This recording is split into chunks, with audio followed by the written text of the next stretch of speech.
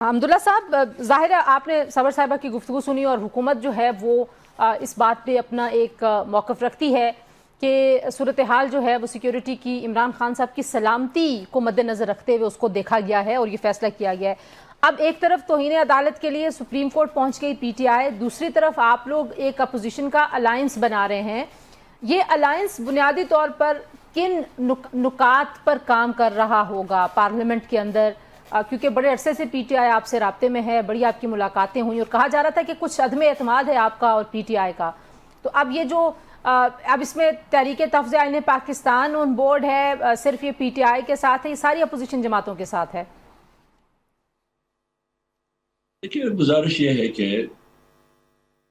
क्योंकि काफ़ी अरसे से PTI और जमीयत उलमा इस्लाम के आपस में राबते थे, साल से नहीं बल्कि 2-3 साल से, जब से 8 फरवरी 2024 का इलेक्शन हुआ है। हाँ, इसमें ये हुआ है कभी कभी राबते मुनक़ते हुए हैं, कभी कभी राबतों का दोबारा आना जाना शुरू हुआ है, लेकिन इस मरहले पर कि बाकायदा अपोजिशन चैम्बर में मौलाना साहब और अपोजिशन लीडर महमूद खान साहब और सीनेटर अपोजिशन लीडर अलामा राजा नासिर अब्बासी साहब की आपस में मीटिंग हुई, मुलाकात हुई, और फिर गुज़िश्ता रात दोनों अपोजिशन लीडर दोनों ऐवानों के PTI के वफ्द समेत मौलाना साहब के रिहायशगाह पर आए।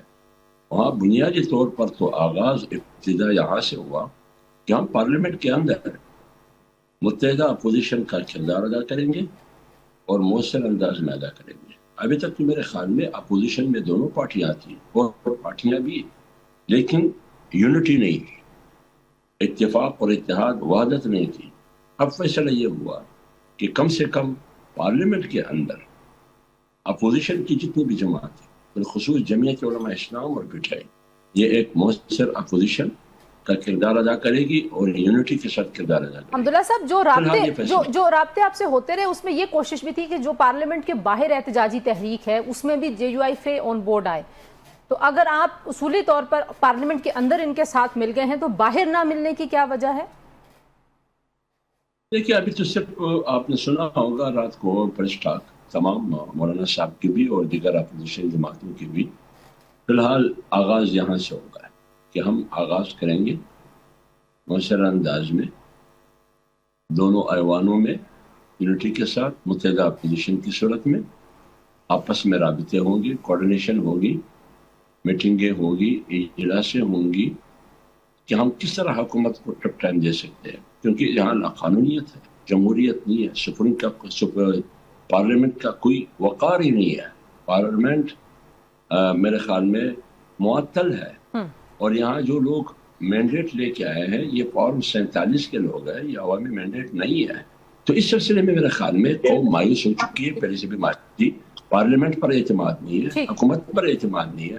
अब फैसला यही हुआ है कि हम एक मौसर अपोजिशन का किरदार पार्लियामेंट के अंदर अदा करना है। आगे बाहर क्या होगी वो फिर बात की बात। ठीक है, पार्लियामेंट के अंदर ज़ाहिर अपोजिशन इकट्ठी हुई और मौलाना साहब आप जानती हैं कि एक बड़े ही मंजे हुए सियासतदान हैं, शायद इस वक्त जो बड़े सियासी रहनुमा हैं उनमें मौलाना साहब, जरदारी साहब, नवाज शरीफ साहब, महमूद खान चौधरी साहब, इन लोगों के नाम आते हैं। कैसे हुकूमत देखती है इस अलायंस को? इसमें कोई शक नहीं है कि मौलाना साहब एक इंतहाई ज़ीरक सियासतदान है। उनकी एक अकल भी है, उनकी एक सूझबूझ भी है, और वो एक हैवी वेट पॉलिटिशियन है। अब तक जो लोग पाकिस्तान तहरीक इंसाफ की इस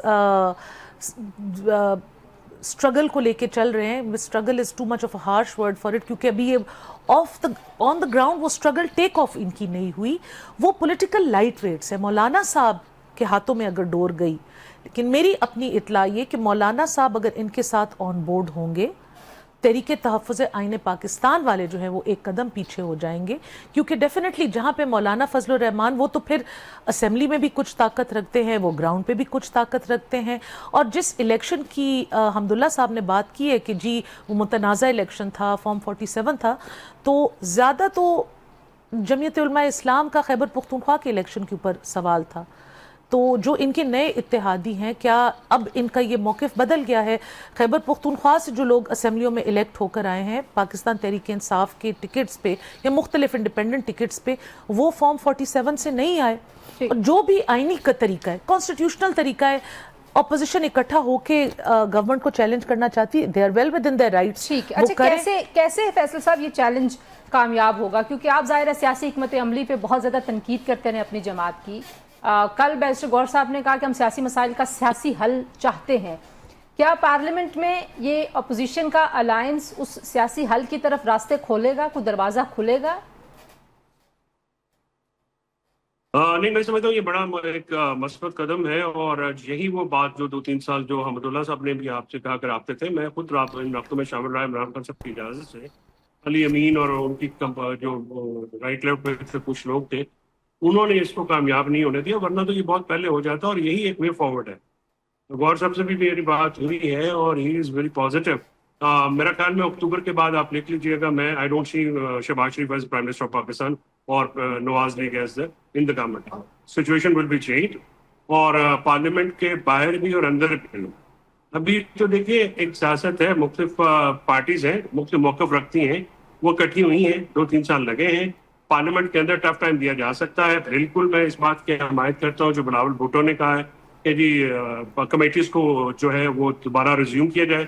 پی ٹی آئی کو بالکل جانا چاہیے کمیٹیوں میں، اور وہاں پہ یا تو دیکھیں 2 چیزیں ہو سکتی ہیں. یا تو جو گور نے کل کہا کہ وہ اسمبلی سے باہر آ جائیں گے، باہر آئیں گے تو پھر تو ہمارے پاس مرنے لڑنے کے علاوہ، احتجاج کرنے کے علاوہ تو پھر اور کوئی چارہ کار رہے گا. کیا یہ سودمند ہوگا؟ پی ٹی آئی پہلے بھی سسٹم سے نکلی تو نقصان ہی ہوا. آپ کیا سمجھتے ہیں ذاتی طور پہ؟ دیکھیے اس وقت جو صورتحال ہے، ہمارے پاس آپشن کوئی نہیں.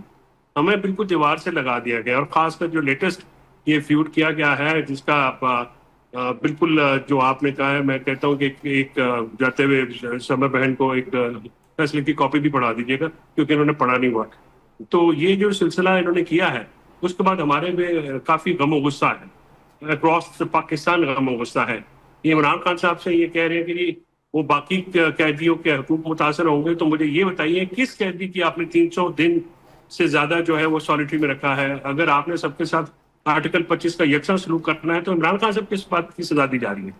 تو گزارش یہ ہے کہ یہ اپوزیشن الائنس، اس پہ بہت بڑی ذمہ داری ظاہر ہے تحریک تفضیح اہل پاکستان لیڈ کر رہی ہے اس الائنس کو، اس جوائنٹ اپوزیشن الائنس کو بنانے میں.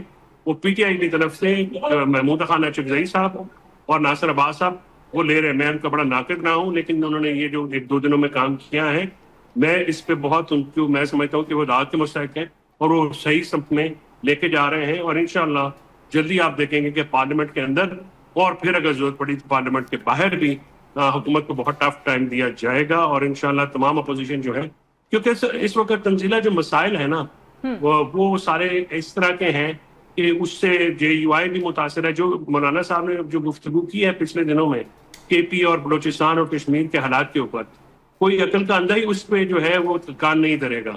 اتنی خطرناک سچویشن ہے جو کہ انہوں نے بیان کی، اور محمود خان نے اس پہ مہر لگائی ہے، اور باقی بھی اکابرین. آپ کو بھی پتا بلوچستان میں کیا حالات ہیں. شام کے پی کے ساؤتھ میں شام جو ہے وہ پولیس اور لا انفورسمنٹ ایجنسی جو ہے اپنے کیمپوں میں چلے جاتے ہیں، اور وہاں پہ دوسرے قوتوں پر راج ہو جاتا ہے. تو یہ ساری چیزیں جو ہیں یہ بڑی الارمنگ ہے.